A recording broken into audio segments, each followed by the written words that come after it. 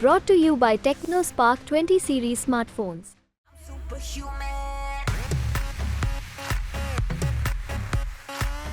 2009 में राजशेखर रेड्डी के निधन के बाद कांग्रेस के संबंध वाईएसआर परिवार से बेहद खराब हुए। कांग्रेस बार बार हारी, लेकिन वाईएसआर परिवार से संबंध नहीं सुधरे। वाईएसआर के बेटे जगन मोहन रेड्डी ने कांग्रेस से बगावत करके इतने मजबूत हुए कि एक दिन सत्ता पर काबिज हो गए। करीब 15 साल बाद आंध्र प्रदेश में कांग्रेस ने एक काम तो बढ़िया किया, वाईएसआर की बेटी शर्मिला रेड्डी को अपनाकर। 15 साल में पहली बार आंध्र प्रदेश में कांग्रेस फाइट में दिख रही है। क्रेडिट जा रहा है आंध्र प्रदेश कांग्रेस अध्यक्ष शर्मिला रेड्डी को, जिन्होंने अकेले जगन मोहन रेड्डी और चंद्रबाबू नायडू से टक्कर ली हुई है। करप्पा सीट से कांग्रेस उम्मीदवार शर्मिला रेड्डी प्रेस कॉन्फ्रेंस करने आई तो उनके हाथ में था एक आईना।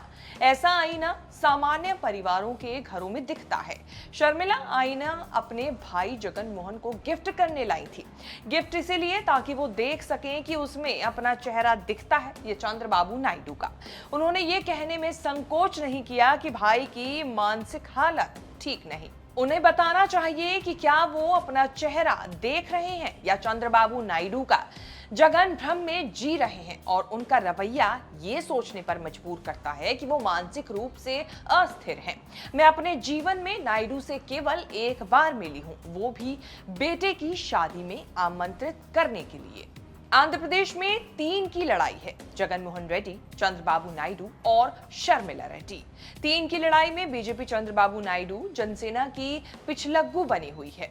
चुनावों से पहले किए जाने वाली ओपिनियन पोल में ऐसा तो अनुमान नहीं है कि कांग्रेस नंबर 1 पार्टी बन जाएगी, लेकिन लहर ना तो जगन मोहन की दिख रही है और ना ही चंद्रबाबू की। जगन और चंद्रबाबू की फील्डिंग खराब करने के लिए शर्मिला रेड्डी ने फील्डिंग सजाई हुई है। जगन मोहन रेड्डी और वाईएसआर सीपी ने कैंपेन चलाया हुआ है कि शर्मिला रेड्डी और चंद्रबाबू नायडू में मिली भगत है। इंडिया टुडे से इंटरव्यू में भी जगन मोहन रेड्डी ऐसा ही आरोप दोहराने से झिझके नहीं। जगन मोहन यहां तक आरोप लगाते हैं कि चंद्रबाबू नायडू के कहने पर ही शर्मिला रेड्डी की कांग्रेस में एंट्री हुई है। Election, your sister, as I said, has been pitted against you. Does that trouble you? Does that leave you dismayed that your legacy is getting fractured and the Congress party, of which he was the chief minister, has put up the sister? Why is Sharmila? No, what I'm hurt is not because she's contesting. The reason I'm hurt is because she will lose deposits. It pains me the most to see her lose deposits, because what she's done is not right. The very party that has put my father's name in the charge sheet, the very party that has filed these fabricated cases on me. And you know who the petitioners in my case are? None other than Congress and TDP. And today, you know who's driving my sister or the Congress party in the state? None other than Chandrababu Naidu through Revant. You're making a very serious allegation. You're claiming Chandrababu Naidu and Revant Reddy have propped up Y. Sharmila to take you on in Andhra Pradesh. Absolutely. Congress party is remote controlled by Chandrababu Naidu, as the BJP is being remote controlled by Chandrababu Naidu. Today, Jagan is fighting just not one BJP. He's also fighting the Congress. Sharmila Reddy बेटे की शादी का card देने चंद्रबाबू नायडू से मिली थी। उसी मुलाकात से उनको फंसाया है वाईएसआर सीपी ने।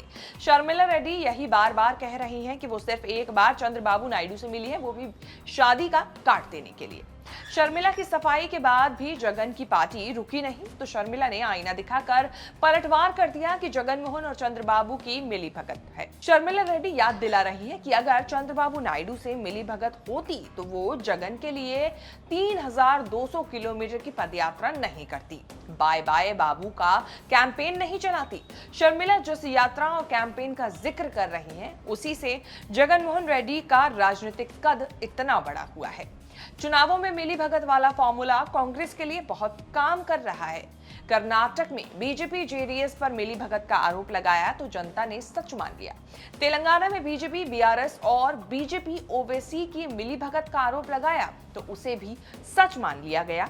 ओडिशा में भी इसी पैटर्न पर बीजेपी बीजेडी की पोल खोल चल रही है। कांग्रेस को ये समझाने में इसीलिए आसानी हो रही है क्योंकि जगन मोहन मोदी सरकार का बार बार साथ देते रहे हैं। उसी बीजेपी ने चंद्रबाबू नायडू को साथ ले लिया।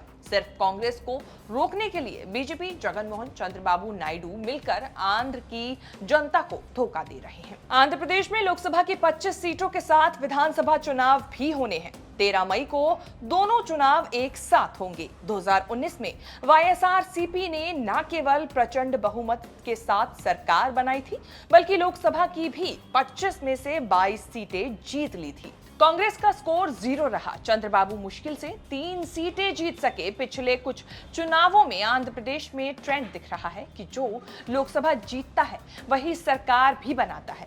पिछले कई चुनावों से जनता ने किसी पार्टी को रिपीट भी नहीं किया है। 2024 में भी ऐसा ही कुछ होगा। इसलिए चंद्रबाबू से लेकर शर्मिला रेड्डी ने भी जोर लगाया हुआ है। अब देखना होगा कि चुनाव के नतीजे क्या आएंगे। इस बार देश में किसकी सरकार बनती है और साथ ही आंध्र प्रदेश में भी। आपकी क्या राय है, कमेंट करके जरूर बताएं। ये वीडियो आपको कैसी लगी ये भी बताना ना भूलें और लोकसभा चुनाव से जुड़ी तमाम बड़ी खबरों के साथ अपडेट रहने के लिए आप देखते रहें न्यूज़ तक।